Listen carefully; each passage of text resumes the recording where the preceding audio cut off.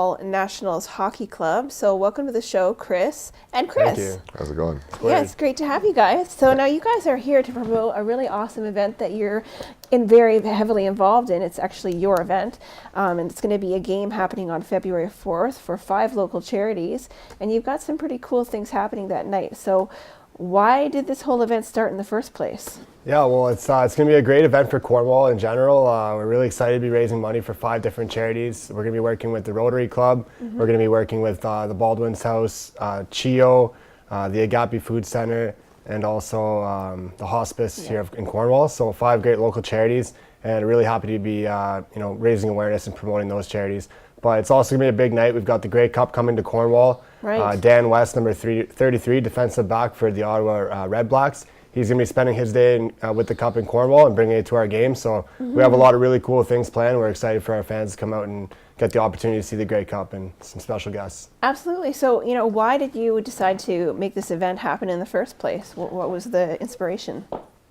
It's it's not something that everybody gets to see in Cornwall every day. I mean, the Grey Cup is the pinnacle of CFL, the Canadian football. So it's really cool to be able to bring it to our game. And there's a lot of football fans in the area and a lot of little clubs and stuff like that. So it's a really good chance for the people of Cornwall to come out and support a great cause, these 5 local charities, and also get to see something that's kind of rare coming to Cornwall. So. Absolutely. And check out the game too. And check out the game That's a for bonus. sure. Yeah, Yeah, that's an 100%. added bonus for sure. And then all the money goes back into the community too. 100%. Now you guys have just started out in it's how now the second year you guys are running or first year. First this year. year. Okay. And so your attendance Nationals. has actually been growing steadily, as we were 100%. talking about earlier. How has the season been looking for you folks? Well, like I said, I showed up 5 games ago. I never really saw a game in the FHL. I ended up starting coming back because I used to play for the Hurricanes. I'm happy to be back, but also the team has been gelling, lots of in and out guys. We're trying to focus more on a core group to to keep going forward. For like I said, we got to try and practice as much as we can and try to get more onto the ice as a unit, as together. So we're trying to weed out the ins and outs and try to win some hockey games. For sure, for sure. Who's going to be playing you that night? We're actually facing off against the Danbury Titans. I think we've split the series so far this year.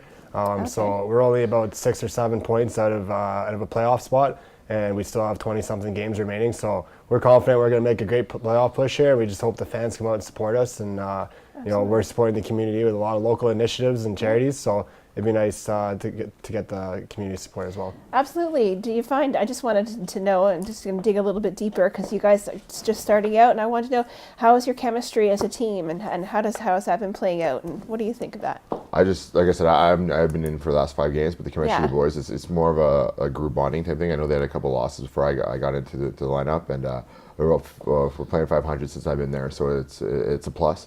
Like I said, it's just a lot of gelling in the core group in the dressing room and just getting to know the guys. Like I said, we have lots of Ottawa, Montreal guys, so we try to see each other during the week, and then we ended up hitting hard on the weekends. We're on lots of long-hour bus rides too. Oh, I believe it. I made my first trip there. We were down to Michigan and back, so that's 8 hours up in the bus, and then play your game, and then 8 hours back. So lots of team bonding, getting to know each other, and lots of being with the boys and hanging out and try to get a good system going to win some hockey games. For sure, for sure. Well, I do know chemistry is definitely an important thing, no matter what kind of team you're a part of. For So, sure. it's definitely an interesting question to ask any team, really. What else is coming up for you guys? You got some other games happening?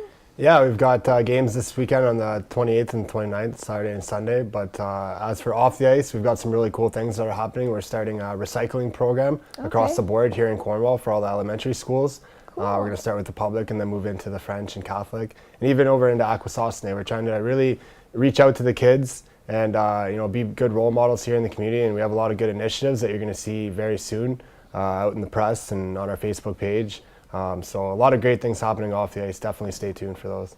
Awesome. Well, I congratulate you guys for all your hard work, and have fun at this game. If people want to get tickets, they can just show up the day of. They can show up the day of. They can reach out to our Facebook page. They can check out our website, cornwallnationals.com, or they can pre-sale at the box office on days where they're open at the arena at the complex. Okay. Well, that's pretty much all of the time I have for you folks. But thank you for coming down here and talking about this really cool initiative and everything else that you're doing.